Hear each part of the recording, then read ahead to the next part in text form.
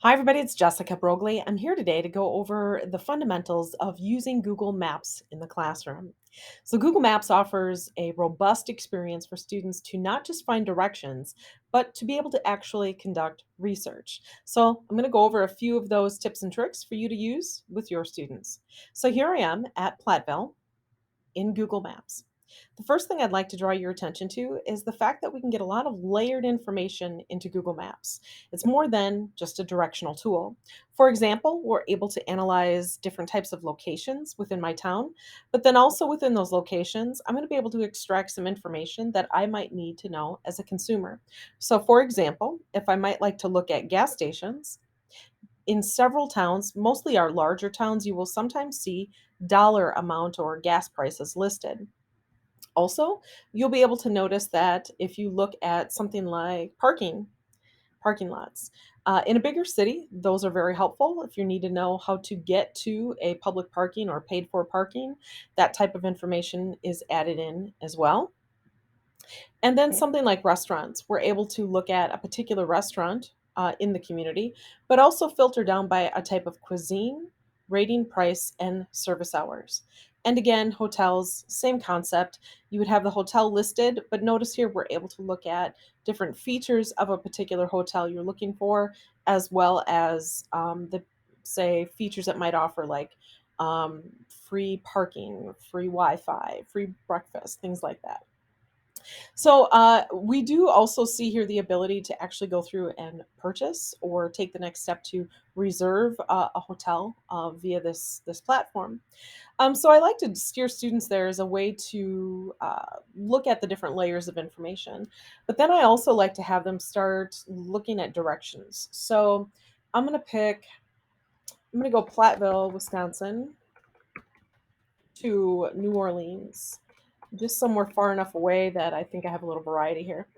So we're able to look at directions, right? Just the traditional way of how we've known Google Maps for years now. And notice here we're able to see road construction, accidents, or speed traps added in. But what I like to direct students to also is to look at these buttons across the top.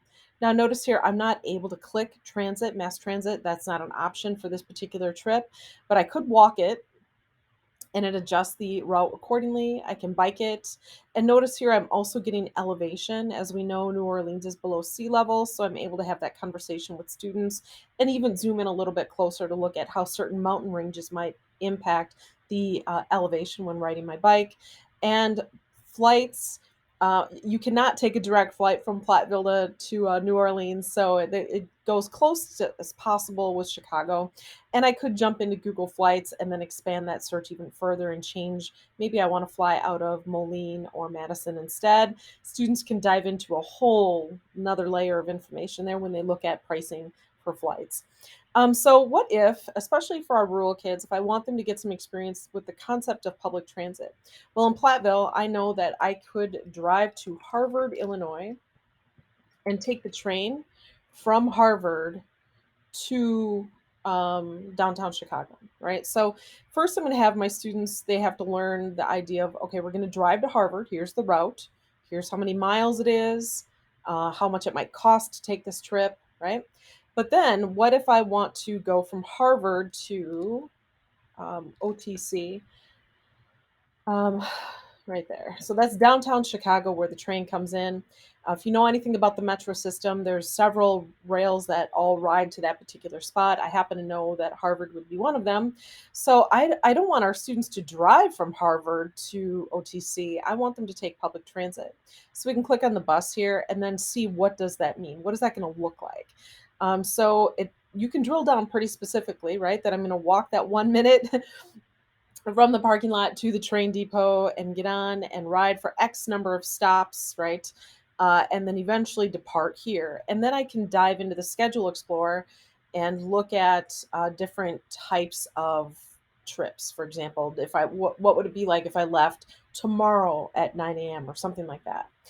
So that is a really great uh, exploration for a student in our rural areas who might not get a lot of exposure to public transit, that indeed this is a trip that they could take. And the power of knowing how to do that is right within their phone. So That would be a couple things you could look at in Google Maps. Let's talk about Street View.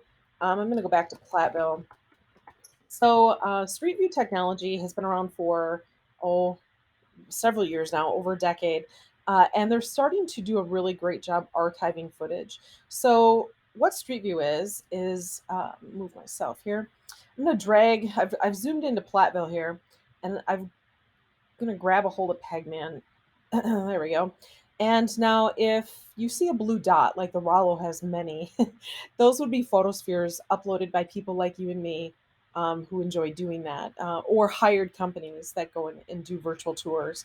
And so I'm not talking about that. I'm talking about the blue lines, which that would be Street View photography uploaded by Google themselves or Street View certified photographers. And so I'm just going to drop Pegman at an intersection here in Platteville.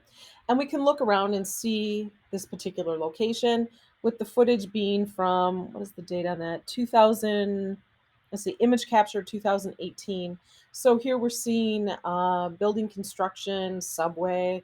The kids actually get a huge kick out of this and will instantly go look for their house. You are going to lose your kids at this point when you show them this. And be prepared, enjoy that 10 minutes of them exploring.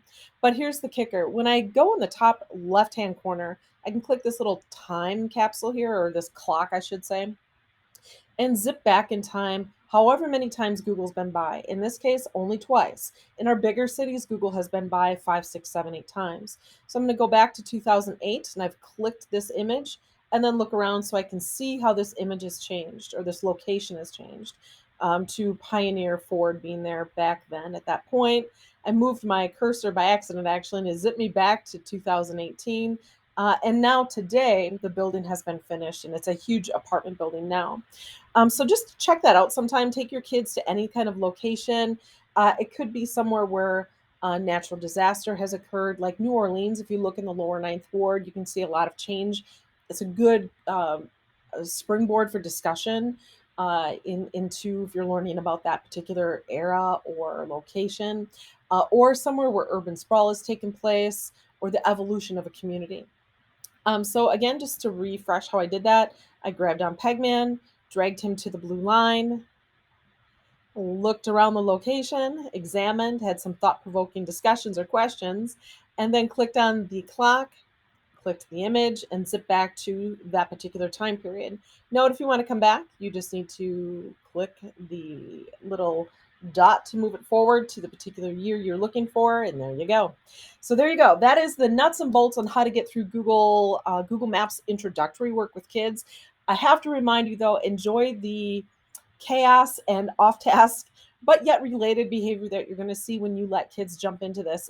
They're exploring the globe, right? Thanks to your willingness to leverage Google Maps in the classroom. Have fun. It's a great experience.